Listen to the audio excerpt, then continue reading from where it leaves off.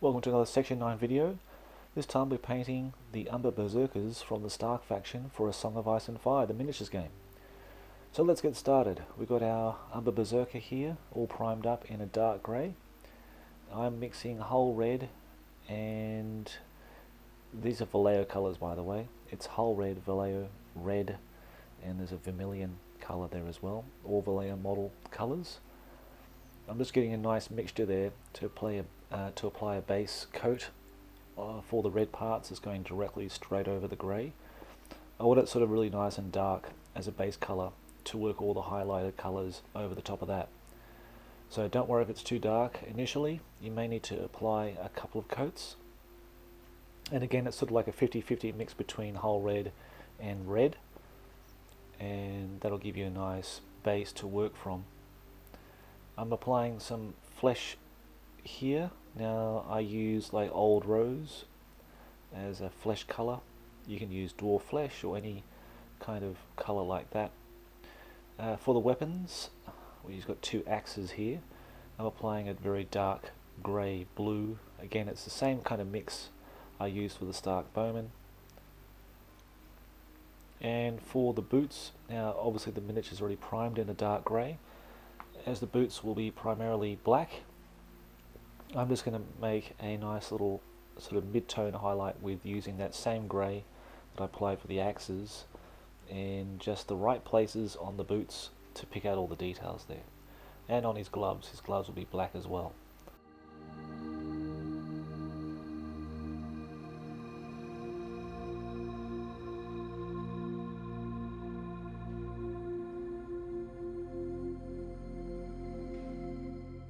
Here I'm just adding some more of that dark grey as sort of a mid-tone highlight for the belt. The belt will be all black as well, as you can see there. So I'm being pretty quick and trying to get as much paint on the miniature as well. I've got 12 of these guys to get through, so I want to get through as quickly as possible. Now here I'm applying some brown. Now this is like a German camo brown. It's a dark brown. You can just use any dark brown you have in your paint collection there. I'm mixing it with a bit of that dark grey as well. There is a reason why I'm doing that. It's kind of I want the colours to be really drab and dark, and it sort of reflects the world that the Song of Ice and Fire is in. It's kind of a pretty dark and dismal, depressing kind of a place. So I put lots of greys in the colours to really bring down to really offset the vibrancy on them. So they've got a really nice dark base to work from. I'm doing the same thing with the axe hilts as well, giving them a good base of brown as well.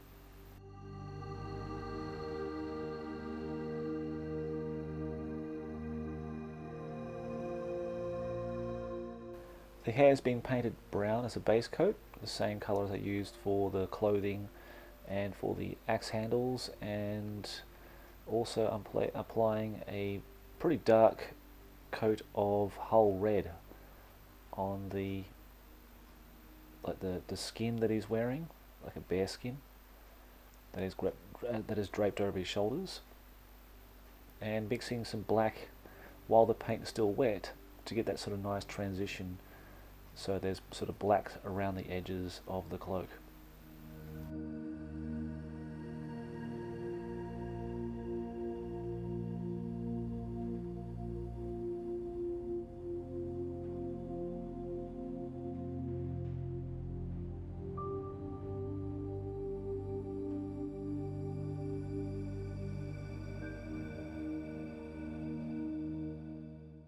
I'm applying a lighter brown for the inner sleeves, so you can do this with kind of a earth brown, like an earth brown. It's more of a yellowy brown mid-tone colour to do that. And now we're going to go back to the red. I'm going to start trying to highlight this red a bit, trying to bring it out a bit. So we're going for more of a mid-tone, so adding more of that vermilion. Now it's called flat red or vermilion. They're pretty close in hue, so if you've got like just a red, base red, use that, mix it in with either the Vallejo red or a Hull red or mix it with some brown or something if you needed to, if you want to just tone it down a little bit.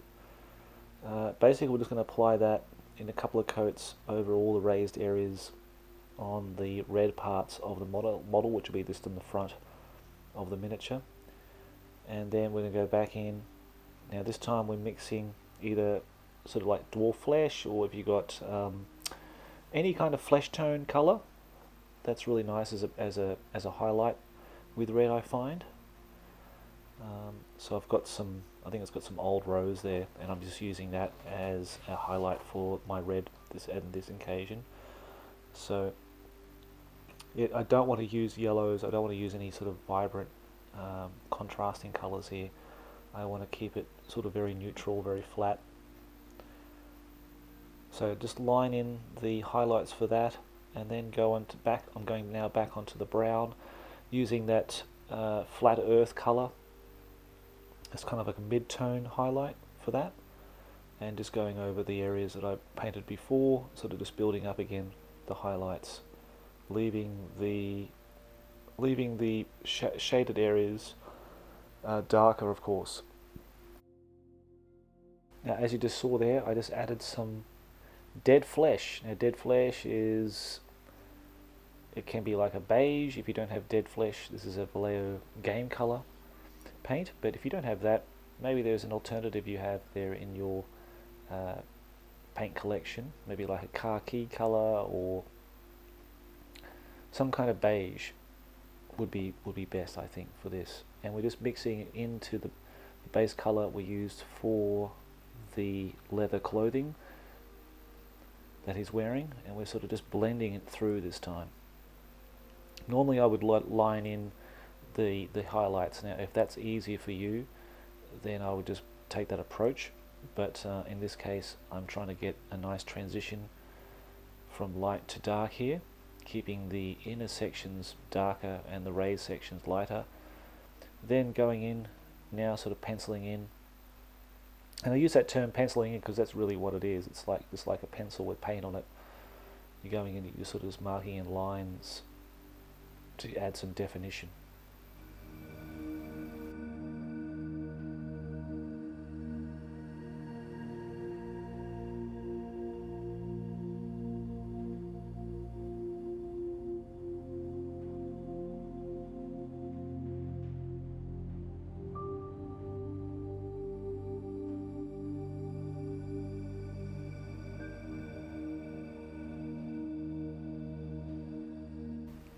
The same thing I'm using now with the dead flesh or beige color if you have it. I'm just going to add more highlights there to the sleeves there.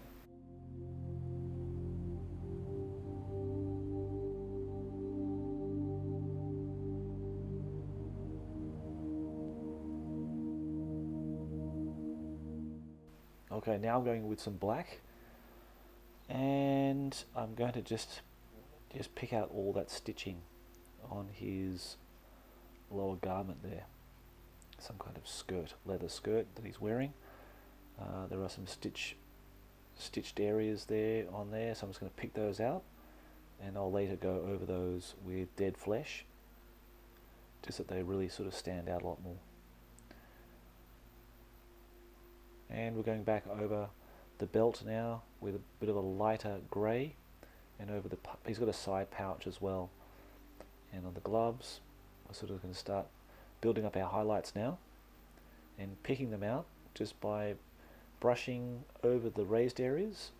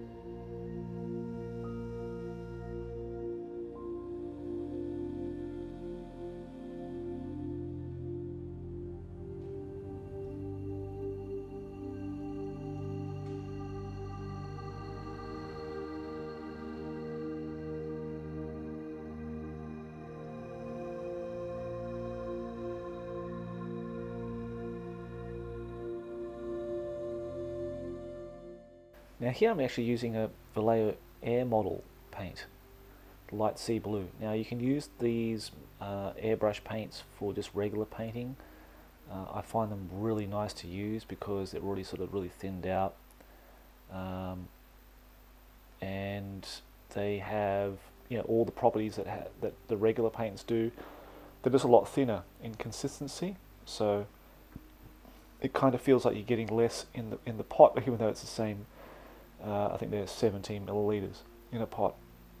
But yeah, I mean they're obviously fantastic for airbrushing, but they come with some really nice colors in their ranges, which I have picked up over time, and I found this particular color really especially good for doing the blades and that kind of thing on axes and weapons. So I sadly don't actually have this paint anymore. I mean, this video was painted, was actually created like 3 years ago or 4 years ago now. So I need to get a pot of that at some point. But it's a really nice color to get a really nice simple effect of non-metallic metal on your weapons.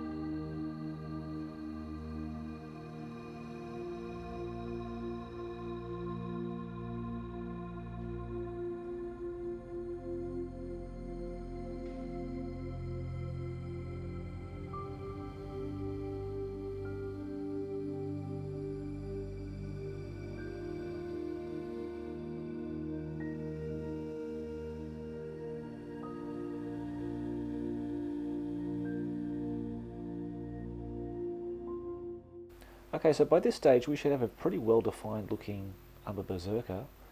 Now if you're using metallics, well then just use metallic paints instead of the non-metallics that I'm using here. But otherwise all these other techniques can be applied for using and painting on your Umber Berserker. Sadly, the fourth and final stage of this painting tutorial was probably never made. I can't remember. So, but I hope you enjoyed this and I hope it was very useful for you. Thank you very much for watching.